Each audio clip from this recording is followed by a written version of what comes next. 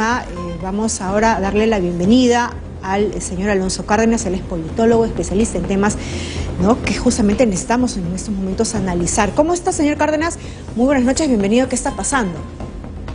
Muchas gracias por la invitación, muy buenas noches. Buenas noches y en principio, ¿cómo entender justamente esta seguidilla de protestas que hemos estado viviendo desde la semana pasada y que muchas veces no corresponde analizar desde antes? Lamentablemente son demandas justas, ¿no?, que se han embalsado y que parece pues llegar a un punto en la cual no hay retroceso y vemos esto, ¿no?, situaciones de violencia. Pero yo identificaría cuatro factores, ¿no? Cuatro factores que han generado un caldo de cultivo para un cóctel explosivo, ¿no? El primero, obviamente, es la pandemia, ¿no? La pandemia ha golpeado al Perú con una ferocidad que no se ha visto en otro país, ¿no? Recordemos que el Perú es el país más golpeado del mundo por la pandemia del coronavirus. Otro factor que vale la pena subrayar es la guerra, ¿no? La guerra, la invasión que ha generado Rusia en Ucrania, que ha desestabilizado las cadenas de suministro. Recordemos que Rusia es el primer exportador mundial de fertilizantes, el primer exportador mundial de trigo. Ucrania es el quinto exportador mundial de trigo, ¿no? Entonces, el mercado energético del petróleo, del gas y de los alimentos se ha visto totalmente trastocado, ¿no? Hay un tercer elemento que también es importante señalar, que nos encontramos en un periodo preelectoral de cara a las elecciones regionales y locales que serán en octubre de este año, ¿no? Falta muy poco. Y usted sabe que históricamente en los periodos preelectorales la convulsión y la conflictividad social se incrementan, ¿no? Así es. Y finalmente tenemos otro elemento también muy político, que es que no se han querido, hay un sector de la prensa, de la clase política, del sector empresarial, que no ha querido reconocer las elecciones, los resultados de las elecciones. Argumentaban un fraude inexistente que ha ido mellando la legitimidad del gobierno. En estos cuatro elementos que yo les he mencionado, en general, nos encontramos con un gobierno sumamente débil y que se caracteriza por su improvisación, ¿no? Si nosotros estamos en un contexto nacional e internacional sumamente complicado, debería haber liderazgo y capacidad de convocatoria, y que en estos primeros 9 meses no hemos visto. Ahora, señor Cárdenas, entonces, digamos que la poca capacidad de gestionar incluso estos conflictos sociales se puede sumar a estos cuatro factores en los cuales usted ha encontrado el caldo de cultivo preciso para este tipo de manifestaciones violentas que estamos viviendo. Efectivamente, ¿no? Y en el tema que usted mencionaba de la gestión, es muy importante señalar que ya, dentro del propio gobierno, en la presidencia del Consejo de Ministros, existe una entidad que se llama el Viceministerio de Gobernanza Territorial, ¿no?, que es precisamente el ente encargado de prevenir y gestionar la conflictividad social, ¿no? Y monitorear incluso, ¿no?, de acuerdo a las alertas que da, tengo entendido, la Defensoría del Pueblo de vez en vez, ¿no? Da incluso un reporte de situaciones en las cuales podría generarse conflictividad social, como lo estamos viendo ahora. Efectivamente, ¿no? Entonces, este Viceministerio de Gobernanza Territorial previene, gestiona y hace el seguimiento de los acuerdos que se dan en las diferentes mesas de diálogo, ¿no? Pero en esta gestión del presidente Pedro Castillo hemos tenido 3 viceministros de Gobernanza Territorial en menos de 9 meses alrededor, ¿no? El señor Braulio Grajeda, que la verdad fue nombrado los 3 primeros meses en la gestión del premier Guido Bellido sin ningún tipo de experiencia ni ningún tipo de perfil para un cargo así, ¿no?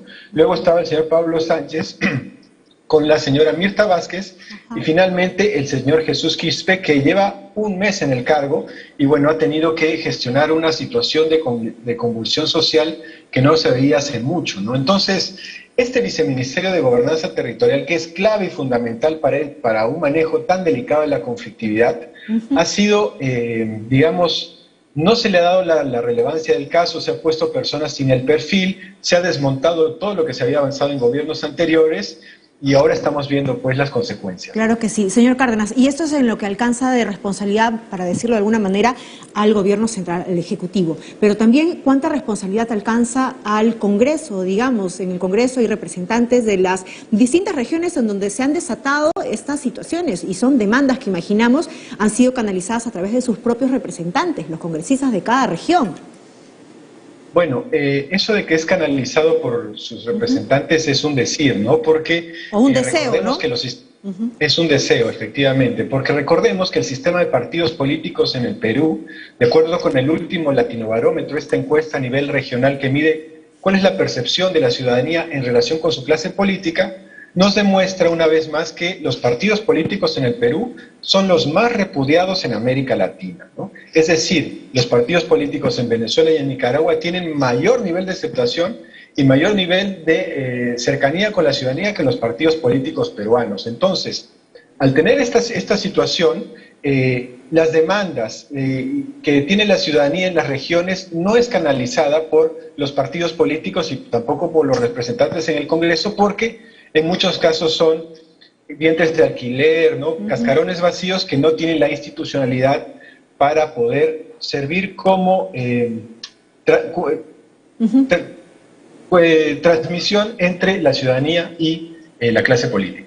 Entonces, ¿por dónde empezamos a destrabar esta situación? Hemos visto ya el presidente de la República, a través de la presencia de sus ministros de Estado en una reunión este fin de semana que pasó, se llegaron a algunos acuerdos que incluso, de acuerdo a los especialistas económicos, son algunos inviables o son incluso solamente situaciones de maquillaje y que no responderían o resolverían pues los problemas realmente de fondo. ¿Por dónde empezamos a destrabar toda esta situación que lamentablemente, como caldo de cultivo, vamos a decirlo así, tomando sus palabras, empiezan a generarse también en otras regiones, ¿no? Huancayo ya solucionó la cosa por 5 días, pero lo empezamos a ver en otras zonas como en Ica el día de hoy.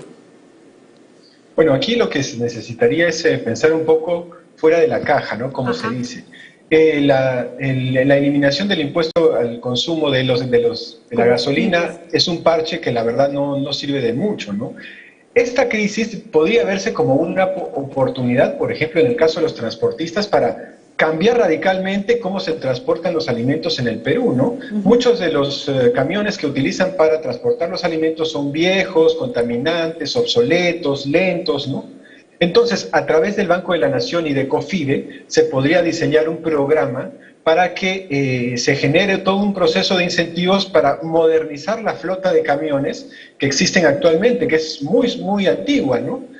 Por ejemplo, que el gobierno, a través de este programa, pueda modificar o generar que los transportistas adquieran unidades nuevas, ¿no? Que no necesariamente consuman tanta cantidad de combustible como lo hacen ahora. Recordemos también que es muy importante señalar que hace poco se publicó un estudio de la Universidad de Chicago que decía que el Perú tiene la peor calidad del aire de América Latina, ¿no? Entonces, si nosotros le bajamos el impuesto a una gasolina sumamente contaminante, estamos haciendo un atentado contra la salud pública.